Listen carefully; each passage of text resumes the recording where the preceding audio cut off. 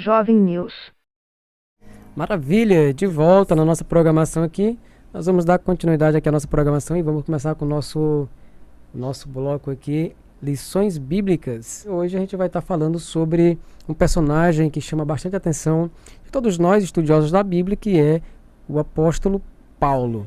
Só que hoje eu quero falar um pouco de Saulo, né? Antes dele se tornar Paulo. Na verdade, eu quero começar justamente com esse tema, né? Porque Paulo e por que ele tem também esse nome de Saulo, né? Ele tem dois nomes. Eu quero começar justamente por aí. Então, nós sabemos que o apóstolo Paulo, ele tem dupla nacionalidade. Ele era tanto romano como também era judeu. Então, como judeu, ele tinha um nome que ele recebeu do judaísmo, que foi Saulo. E nós sabemos que ele pertencemos à tribo de Benjamim, a mesma tribo do primeiro rei, Saul. Inclusive, o seu nome Saulo, ele é um nome que é derivado da raiz do nome Saul. Ele pertence também até à mesma tribo de Benjamim. Era o nome que ele era adotado quando ele não era convertido, quando ele era o perseguidor da igreja. Então, ele recebia esse nome de Saulo. Era conhecido como Saulo, né? Saulo o perseguidor, aquele que aterrorizava os cristãos do primeiro século. Ou da sua época, na verdade, né? E depois que ele se converte, a partir do encontro dele com Jesus a caminho de Damasco, a partir da sua conversão, ele passa a adotar o nome romano, que é o nome Paulo, tá? Então a gente vai começar a partir daqui. E aí a gente quer falar um pouco desse Saulo, desse perseguidor. Por que Saulo ele se tornou um perseguidor do cristianismo? Por que ele se tornou uma pessoa perseguidora do cristianismo, do cristão da sua época? Nós sabemos que Saulo, ele teve a sua formação teológica, o seu conhecimento da Torá, que é a Bíblia o Antigo Testamento, né, chamado pelos judeus. Por que ele teve esse afinco tão forte por perseguir os cristãos? Tendo que ele estudou aos pés de Gamaliel. E quando a gente olha a história de Gamaliel, e eu gostaria de citar aqui até Atos, capítulo de número 5, versículos 30, deixa eu ver, Atos 5, versículo, Atos 5, versículo 38, deixa eu ver se eu acho aqui. Aqui Gamaliel ele vai falar o seguinte, e Gamaliel diz assim: e agora digo-vos, dai de mão destes homens e deixai-os, porque se este conselho ou esta obra é do Senhor, se desfará. Mas, se é de Deus, não podereis desfazê-la, para que não aconteça serdes também achados contendendo contra Deus. Então nós percebemos que Gamaliel, ele aqui em Atos capítulo 5, ele foi o professor de Saulo, mas ele não era um perseguidor da igreja. Pelo contrário, você vê aqui uma palavra de um conselho de um homem bastante respeitado. Você pode até ler aí a partir de versículos anteriores, que ele vai dar um conselho, vai falar de algumas pessoas que surgiu na época como sendo um personagem, mas quando morreu, logo aqueles seguidores pararam de segui-lo. Acabou. Ele cita pelo menos dois ali. E ele falou assim: se esse negócio do cristianismo for do mesmo jeito, vai se desfazer. Agora, se for algo de Deus, se for uma ação de Deus por aí, provavelmente vocês vão estar lutando contra Deus. Nessa ocasião, as pessoas deram ouvido a Gamaliel e, portanto, soltaram os apóstolos ali, que eles tinham dado mão dos apóstolos. É claro que deram uma surra nele, né? E ele, depois daí foi que soltaram ele. Mas deram ouvido ao conselho de Gamaliel, que parecia uma pessoa prudente, conhecedor da Bíblia e temente também. Tanto é que Gamaliel ele teve umas honrarias na sua morte muito similar a que Cristo. Porque Cristo, quando ele morre, quando na verdade ele é crucificado, nós vemos lá em João que quando os homens vão buscar o corpo dele, José de Arimateia pede o corpo deles a Pilatos. Na ocasião que eles pegam o corpo de Jesus, eles, justamente com Nicodemos ali, ele ele compra ele cuida desse processo do embalsamento de Jesus. E em Lucas vai registrar que as especiarias que ele usou foi quase 70 quilos de especiarias aromáticas, né? Isso dava um valor absurdo. Se fosse traduzir para o dinheiro de hoje, seria por volta de R$1 milhão investido em perfumarias, que foi usado para embalsamar o corpo de Jesus.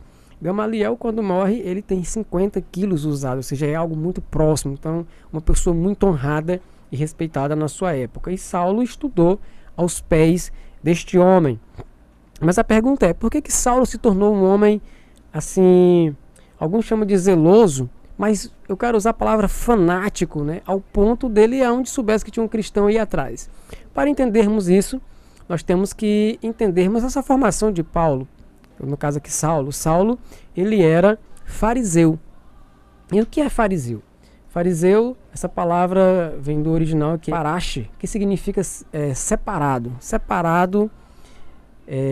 da impureza. Ou seja, eles se separavam de muitas coisas. Eles eram mais radicais do que os saduceus. Então, enquanto os saduceus muitas vezes se vestiam como os romanos, como os gregos, participavam das Olimpíadas, eles não, eles se retiravam, eles se separavam literalmente. E o interessante dos fariseus é que eles acreditavam no Antigo Testamento, que é a Torá para ele, que é de Gênesis a Malaquias. Ele acreditava na Torá escrita, mas também eles tinham os costumes deles, as tradições orais, que também passou a ser escrita e deu quase 60 volumes de livros ali, de costumes e preceitos que eles observavam. Você percebe que na época de Jesus, os fariseus perseguiram Jesus também. E qual era a razão? É porque eles olhavam para a lei e olhavam para os seus costumes, para aqueles escritos que eles tinham ali. E, por exemplo, os fariseus, eles tinham vários outros costumes que eles tinham, além do Antigo Testamento, coisa relacionada a sacrifício, relacionada a leis civis, relacionada a ritos, relacionada à impureza, a dia de festas, a colheitas. Então, tudo aquilo ali, eles estudavam a Torá, o Antigo Testamento, e a partir daquilo ali eles tinham uma interpretação e escreviam aquilo ali, como fosse o nosso rodapé de hoje de muitas Bíblias, né? Inclusive, hoje muitas pessoas dão muita atenção para um rodapé, uma experiência daquela pessoa, às vezes mais do que o texto que está acima, que é a Bíblia, né? E eles tinham isso. Então, aqueles costumes deles era como se fosse esse rodapé, né? Esses escritos à partes. E aí, em um desses rituais que eles tinham, a pessoa comer qualquer coisa sem lavar as mãos quando era nesse rito de impureza, a pessoa estava impuro e, portanto, ele quebrava a lei judaica e, portanto, também os seus preceitos, que era o preceito dos fariseus. E aí você vai ver aquele quadro justamente que Jesus e seus discípulos comem sem lavar as mãos. Aí, nesse caso, eles vão dizer para Jesus assim: você come sem lavar as mãos? E teus discípulos também? Então, para eles, Jesus estava desrespeitando a lei e, portanto, também os seus preceitos. E aí é aquela ocasião que Jesus vai dizer para eles assim, que o que contamina o homem não é o que entra, mas o que sai. Obviamente que Jesus está trazendo aqui para o sentido espiritual, que aí o contexto vai dizer que o que procede do coração do homem é a impureza, é a fornicação, é o adultério, é os maus pensamentos, etc. Coisas do pecado do ser humano. Jesus traz para esse lado, e não para o lado físico da higiene, tá?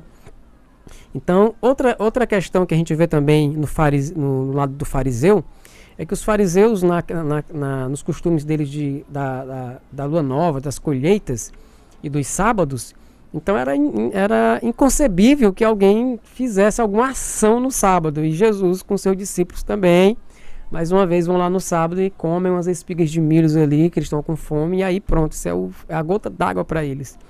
E aí eles vão e contestam com Jesus. E aí Jesus, para refutar aquele pensamento deles, Jesus vai e diz assim: mas Davi também fez isso. Vai trazer também essa questão ali. Então você percebe que esse ódio pelos cristãos não vem a partir da morte de Cristo, vem desde que Cristo surgiu. Porque tanto os fariseus quanto os saduceus perseguiram a Jesus também. E, portanto, eles foram mortos justamente por causa disso. E eu quero até citar para você que está nos ouvindo aí, aqui Atos dos Apóstolos, deixa eu colocar aqui, Atos capítulo 11, versículo 26, diz assim: e sucedeu que todo o ano se reuniam naquela igreja e ensinaram muita gente. E em Antioquia foram os discípulos pela primeira vez chamados de cristão. Então você percebe que aqui está dizendo que pela primeira vez os discípulos foram chamados de cristão. E a gente já sabe que a tradução mais livre, cristão, é pequeno Cristo, né? Mas essa palavra cristão, no original, é Nazarite. Ou seja, se referia ao Nazareno, a Cristo. Aquele mesmo Nazareno que foi acusado de blasfêmia. Aquele mesmo Nazareno que muitas vezes não lavava as mãos para comer determinadas coisas, que portanto quebrava os ritos. Aquele mesmo Nazareno que comeu as espigas no dia de sábado. Aquele mesmo Nazareno que quebrava esses costumes judaicos deles aqui dos fariseus. Inclusive por curar no sábado, era uma briga tremenda que ele arrumava com esse pessoal. Então esse Nazareno que era odiado, os discípulos passou a ser chamado de Nazarite, Nazareno, esse Cristo, esses pequenos cristãos, esses modelos de Cristo. E portanto o ódio dos fariseus passaram a ser ainda maior por esses homens e mulheres que, segundo eles, descumpriam e quebravam a lei. E portanto nós vamos ver que Saulo, um grande perseguidor da igreja, justamente por causa desse zelo ou desse fanatismo pela a lei judaica. Ele mesmo vai dizer, parece que lá em Atos 26, não lembro aqui o versículo, ele diz que dessa seita ele foi um fariseu, né?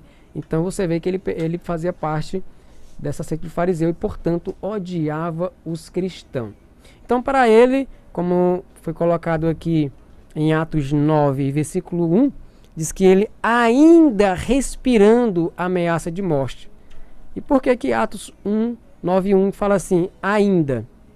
É justamente por isso, por causa do capítulo anterior. O capítulo anterior nós vamos ver o primeiro mártir, que foi Estevão. E você vai perceber ali, tanto no capítulo 8, que Saulo, que lá no finalzinho do capítulo 7 é chamado ali de jovem Saulo, que segurava nas mãos as capas daqueles que matavam a Estevão.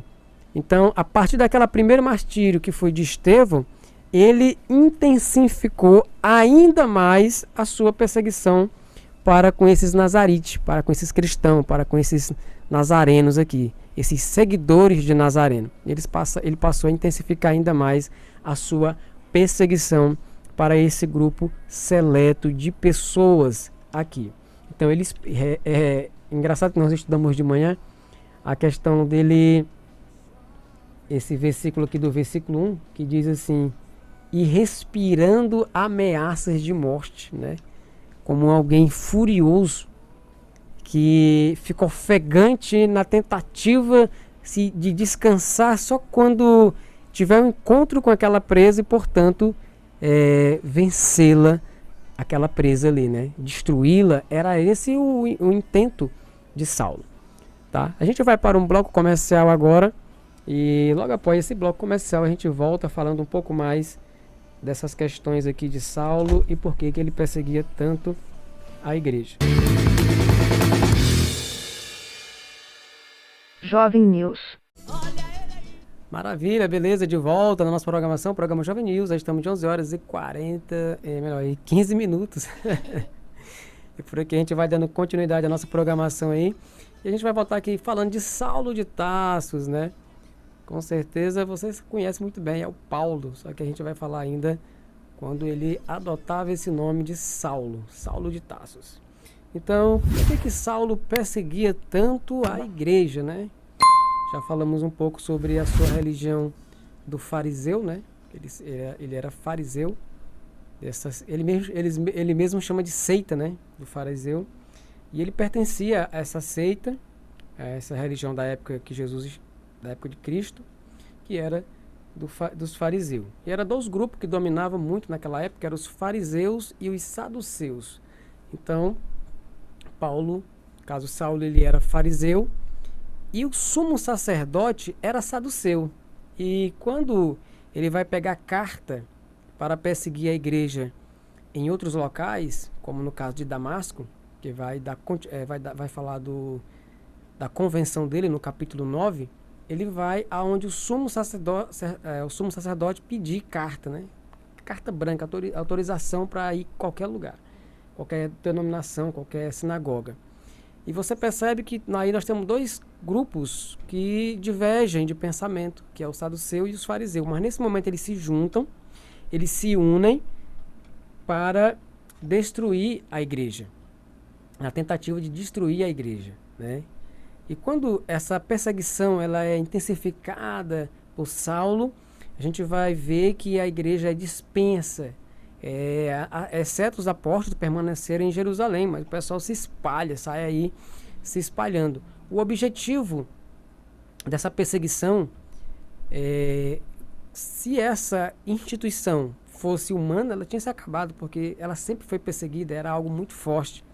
Mas à medida que as pessoas saíam de Jerusalém, aí se cumpriam aquilo de Atos 1 que Jesus disse: vós me serei testemunha, tanto em Jerusalém como em Samaria e Judéia e até os confins da terra. Eles saem de Jerusalém, mas eles saem falando do nome de Jesus. Então o evangelho cresce ainda mais. E Saulo sai aí em busca dessas pessoas para persegui-las e para matá-las. E por que Saulo fazia isso? Além do seu fanatismo, ele achava que estava fazendo um trabalho para Deus, um serviço para Deus.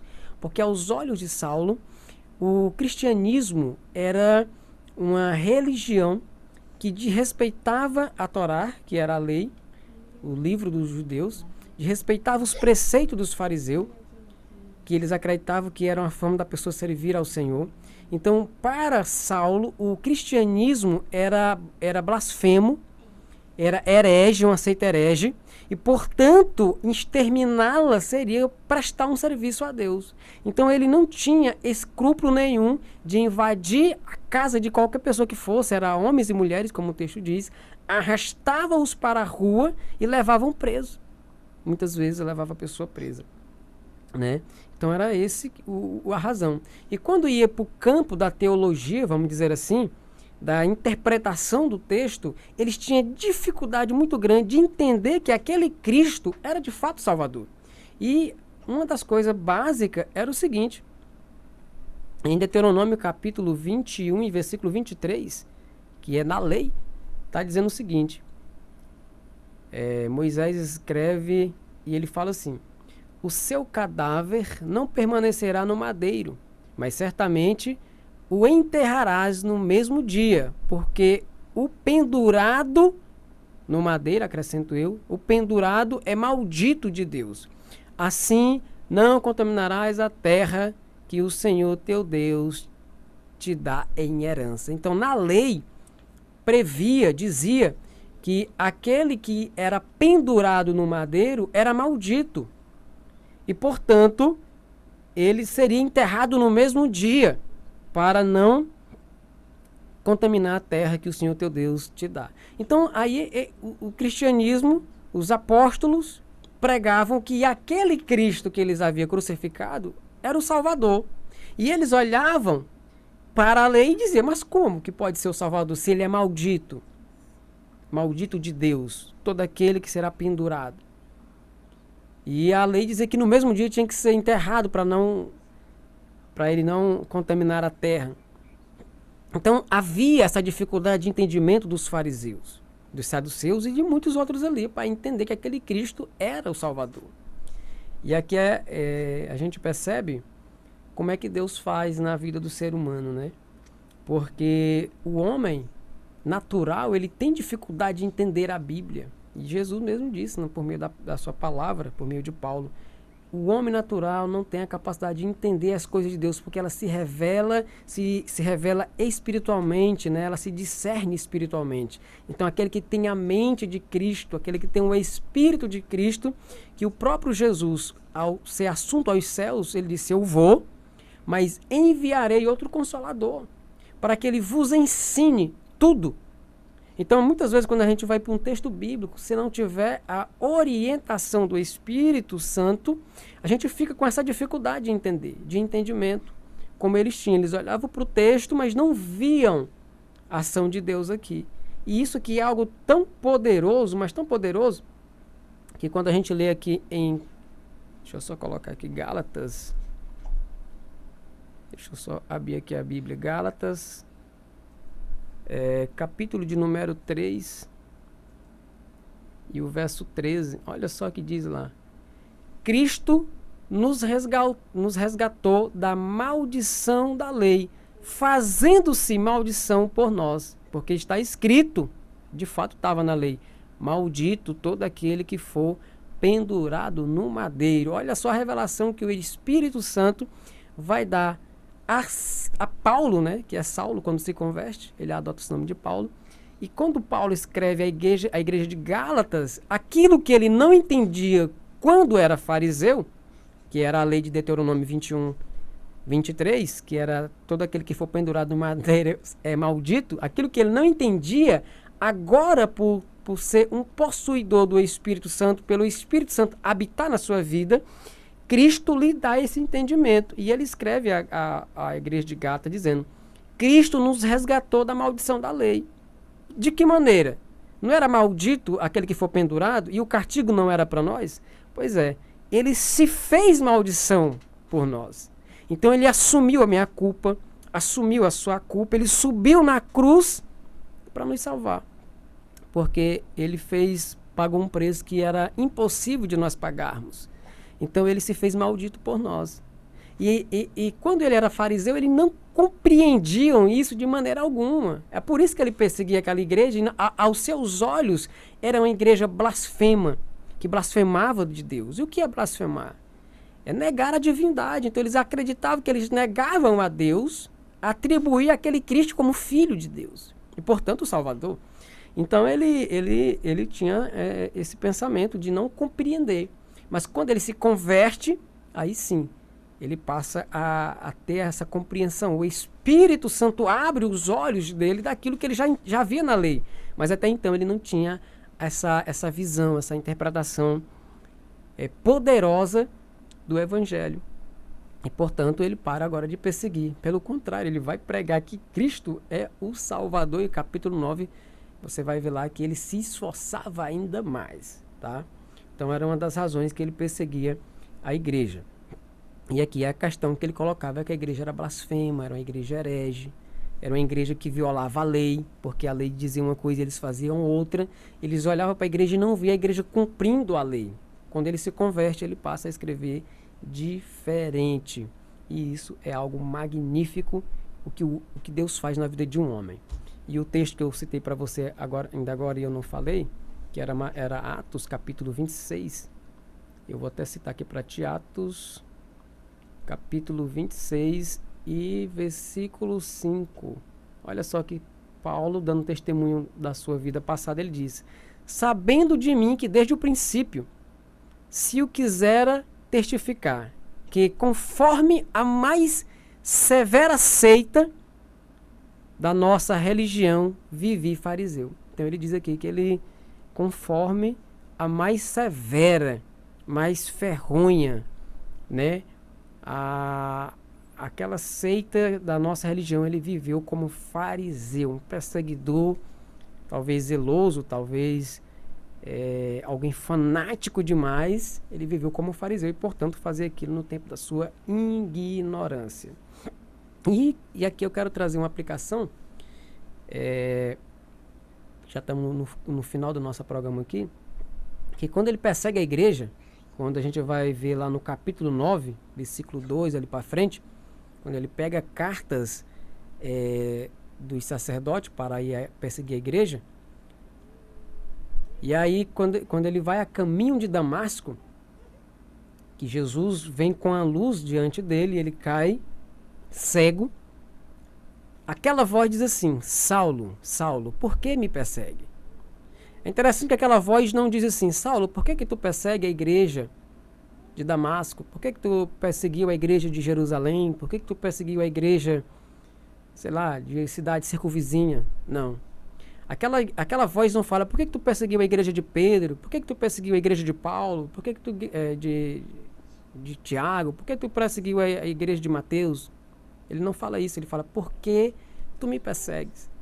Porque há algo muito interessante que nós devemos ver na palavra de Deus, que é o seguinte: em Efésios capítulo 4, versículo 15, vai dizer que Cristo, ele é o cabeça desta igreja. Então nós vamos ver que no capítulo 5 de Efésios, versículo 23, a parte finalzinha do versículo, a parte B, ele vai dizer também que Cristo é o cabeça da igreja. Tá? Então, por que eu estou colocando isso? Porque uma vez que Saulo perseguia a igreja, portanto, o corpo de Cristo, então logo, porque ele perseguia a igreja de Cristo, então ele estava perseguindo o próprio Cristo. Não tem como perseguir o corpo sem perseguir a cabeça, não é? Então ele perseguiu o corpo de Cristo, a igreja. E a Bíblia diz que Jesus é o cabeça, então ele está perseguindo a igreja. E cientificamente falando, quando a gente sofre um dano no corpo, você leva uma topada no pé, alguma coisa fere a sua perna ou uma parte do seu corpo, quem registra essa dor é o cérebro, ou seja, a cabeça sente a dor. Então, quando alguém persegue a igreja, o corpo de Cristo, ele está perseguindo a Cristo, e Cristo sente logo essa dor. Ele perseguia a igreja, ele estava perseguindo a Cristo aqui. Quando alguém se levanta contra a igreja, ele se levanta contra Cristo. Quando alguém blasfema contra o Evangelho, ele blasfema contra Cristo. Ele não está perseguindo a você especificamente. Ele não está perseguindo a igreja A, a igreja B. Ele está perseguindo a Cristo. A perseguição que se dá contra o corpo, se dá contra a cabeça. A perseguição que se dá contra a igreja, se dá contra Cristo. E nesse sentido, dessa eclésia que Jesus chamou, é que ele diz que as portas do inferno não prevalecerão contra a igreja do Senhor. Então, a igreja, a eclésia de Cristo, a igreja eleita, comprada pelo sangue do Senhor, as portas do inferno não prevalecem. Então, quando a perseguição é acirrada, que o povo não aguenta, Cristo toma essa dor para si e vai de encontro com aquele homem, e a partir daquele momento faz com que aquele homem se torne um defensor do Evangelho. Tá? Então, essa é mais uma característica aqui que nós podemos falar de Saulo. Jovem News. Beleza, de volta. A nossa programação já está aqui no finalzinho do nosso programa. Por aqui a gente vai concluir aqui o nosso comentário, o nosso programa Jovem News aqui, o nosso espaço Lições Bíblicas, falando um pouco de Saulo de Tarso. Você que estava conosco nos acompanhando aí, seja muito bem-vindo à nossa programação. Quero convidar você para conhecer o nosso site, o site da Oliveira Verdadeira. Você pode estar acessando aí na internet www.adoliveiraverdadeira.com.br. E aí você vai ter a informação sobre a Igreja Assembleia de Deus aqui de Amarante do Maranhão. Todas as nossas igrejas, também nossas redes sociais estão aí presentes, tá bom? Para a gente finalizar o nosso bate-papo aqui sobre Saulo de Tarso, quero trazer rapidamente um comentário aqui para a gente finalizar a nossa programação, que é sobre o Saulo, que foi aquele perseguidor intolerante, né? Aquele fanático. E esse fanatismo, essa perseguição pelo Evangelho, ele se dá justamente quando as pessoas não conseguem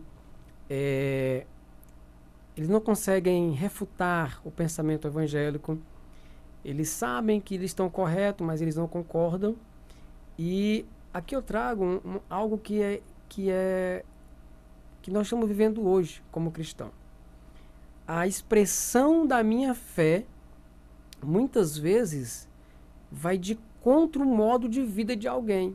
E, portanto, nesse sentido, o mundo em si quer nos reprimir. Porque a expressão da minha fé, ela se choca com o modelo de vida de muitos nos dias de hoje. Tá? Então, nesse politicamente correto, aquilo que se pregava no passado, querem proibir de se pregar no presente. Então, nesse politicamente correto, até palavras que contém na Bíblia, eles querem mudar para um sentido genérico, para